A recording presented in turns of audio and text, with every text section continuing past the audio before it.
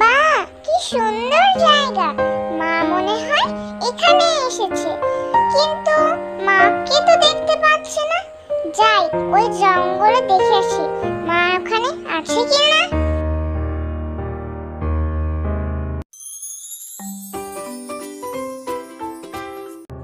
মা, মা, তুমি কোথায়?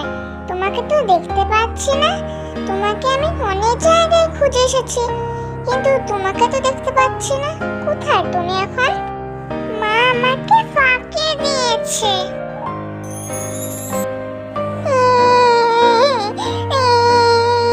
মা কোথায়?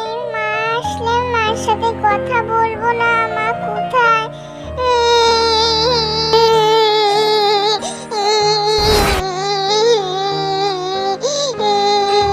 কি হয়েছে সোনা মেয়ে তোমার? কাঁদছো কেন? আহা, বলবে তো। আসো আমার কাছে, আসো। আর কাঁদে না। আহা সোনা আমার। ঠিক আছে, আমি আর কাঁদবো না, কিন্তু তোমাকেও আমাকে ঘুরতে নিয়ে যেতে হবে। না হলে আমি তোমার সাথে কথা বলবো না, বলবো না, বলবো না। কখনোই কথা বলবো না। ওহো, এই ব্যাপার। ঠিক আছে, চলো। তাহলে চলো আমরা যাই।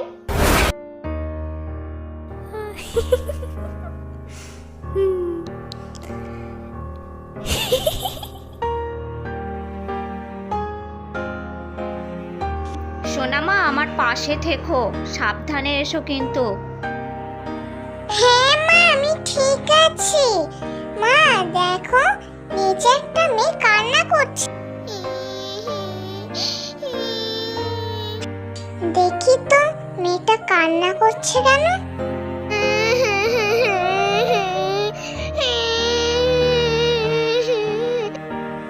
মা, আমি মেয়েটার কাছে যাচ্ছি।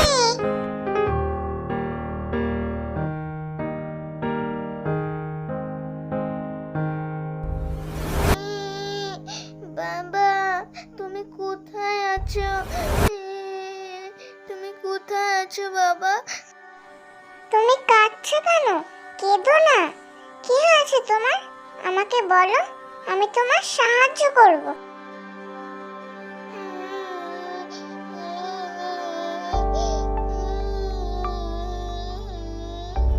আমার মাকে বলো, কি হয়েছে তোমার? তাহলে শোনো, আমার এক খুবই বাজে সৎমা ছিল। সে একদিন আমাকে আর আমার বাবাকে বলল।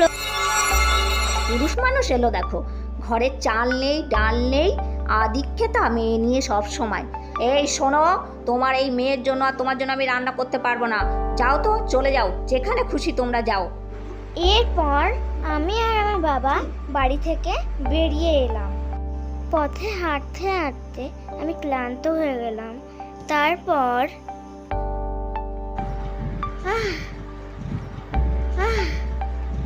বাবা, আমি আর হাঁটতে পারছি না, আমি জল খাবো। ঠিক আছে মা, তুমি বসো, আমি তোমার জন্য জল নিয়ে আসি। এই তো জল পেয়েছি, জল নিয়ে যাই। এই কে তুই? তুই এখানে জল নিতে এসেছিস? তোর এত বড় সাহস, তোকে আমি ছাড়বো না।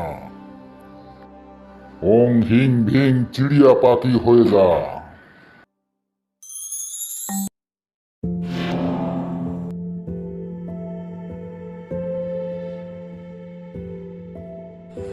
মা, মা, ওর বাবাকে এনে দাও না। ঠিক আছে, তোমরা তাহলে অপেক্ষা করো আমার জন্য, আমি তোমার বাবাকে নিয়ে আসছি। এই দৈত্য রাক্ষস, তুই ওকে মুক্ত করে দে যদি নিজের ভালো চাস, নইলে তোর আমি অনেক বড় ক্ষতি করে দেব, যেটা তোর পক্ষে অনেক খারাপ। তুই আমার কিছুই করতে পারবি না। তুই চলে যা, তুই চলে যা।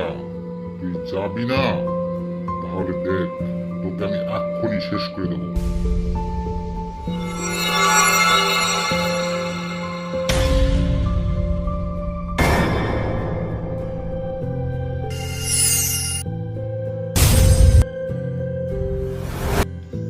যে তোমার বাবা, তুমি কোনো চিন্তা করো না, আমি তোমার বাবাকে আমার জাদু দ্বারা আগের অবস্থায় মানুষ রূপে ফিরিয়ে দিচ্ছি।